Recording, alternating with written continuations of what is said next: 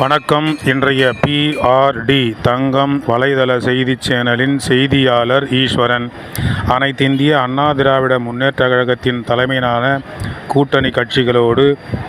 சோளிங்கர் நகரத்தைச் சேர்ந்த AL விஜயன் அவர்கள் அரக்கோண பாராளுமன்ற உறுப்பினருக்கு வேட்பாளராக போட்டியிடுகின்றார். அவருக்கு வாக்களிக்க வேண்டும், இரட்டை இலை சின்னத்திற்கு வாக்களிக்க வேண்டும் என்று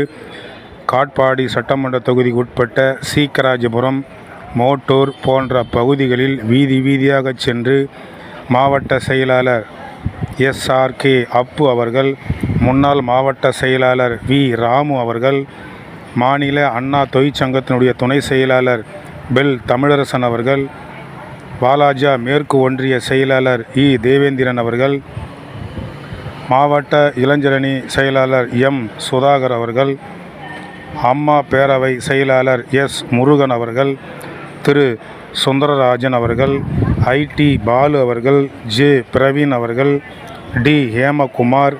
தெய்வசிகாமணி, சீக்கராஜபுரத்தைச் சேர்ந்த SSS செந்தில் அவர்கள், மோட்டூரைச் சேர்ந்த கோபால், மணி, செந்தில்குமார், சீக்கராஜபுரத்தைச் சேர்ந்த பிரகாசம் மற்றும் அனைத்திந்திய அண்ணா திராவிட முன்னேற்றக் கழகத்தைச் சேர்ந்த பொறுப்பாளர்கள், தேர்தல் பணிக்குழு உறுப்பினர்கள், அனைத்திந்திய அண்ணா திராவிட முன்னேற்றக் கழகத்தைச் சேர்ந்த தொண்டர்கள்,